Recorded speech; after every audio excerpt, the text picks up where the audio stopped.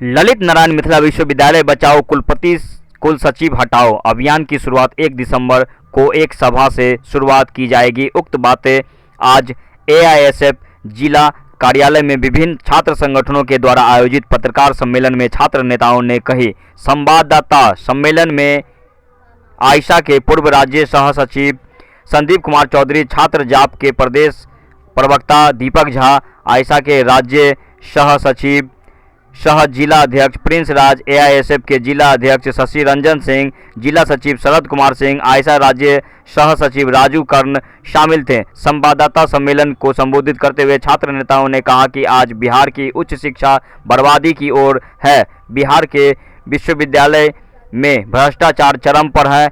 एक ही कुलपति को कई विश्वविद्यालय का प्रभार सौंप दिया जाता है। आज ललित नारायण मिथिला विश्वविद्यालय में आंदोलनरत रहने वाले छात्र संगठनों के द्वारा ये प्रेस कॉन्फ्रेंस है।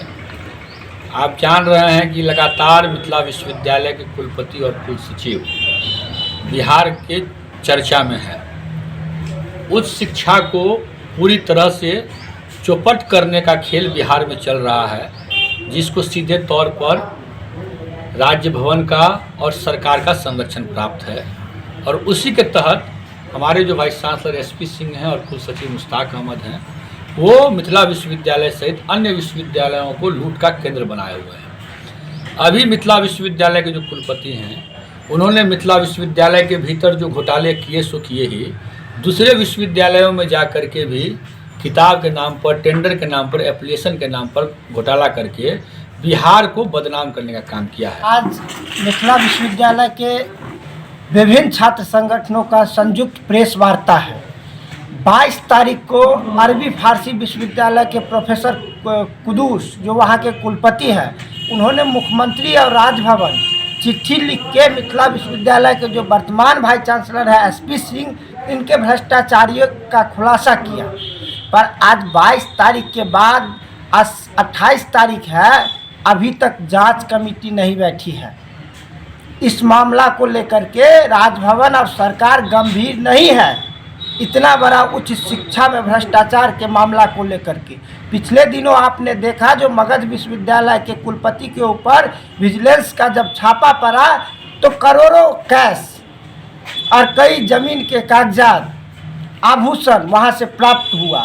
तो उच्च शिक्षा में जो लगातार लूट खसोट मची हुई है, और विश्वविद्यालय के इतिहास में, उच्च शिक्षा के इतिहास में ये पहली बार हुआ जो एक वाइस चांसलर को 4-4, 5-5 यूनिवर्सिटी का चार्ज दिया गया। एक ही प्रदेश से चांसलर और वाइस चांसलर है। बिहार के उच्च शिक्षा को लूटने का एक गिरोह है। मैं मांग करता हूं न्यायालय से, माननीय न्यायालय इस ऐसी गंभीर मामला पे स्वतः संज्ञान ले और ऐसे उच्च पदों पे, विश्वविद्यालय में कुलपति जैसे पदों पे बैठे लोगों पे, इन लोगों पे एफआईआर करके जेल के सलाखों के अंदर इनको किया जाए। आज पूरे बिहार आज भ्रष्टाचार के मामले में मुल्क देश में नाम रोशन कर रहा है। पूरा बिहार का विश्वविद्यालय आज जो बिहार के अंदर स्थिति बना हुआ है, किसी भी कुलपति पे कोई आरोप लगता है और जांच टीम जो बनती है राजभवन के द्वारा, उसमें किसी विश्वविद्यालय के कुलपति को रख दिया जाता है, जहां स्वाभाविक रूप से वो जांच प्रभावित हो जाता है।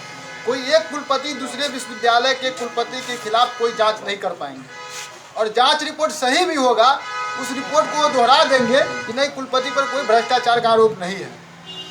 आज जो बिहार के अंदर में मिथिला विश्वविद्यालय कुलपति पर 3 विश्वविद्यालय में भ्रष्टाचार का आरोप लगा है, और पाटलिपुत्रा में भी ये भ्रष्टाचार किए होंगे, लेकिन तत्काल इनको वहाँ से हटा दिया गया, इसलिए वहाँ का फाइल नहीं खुला है।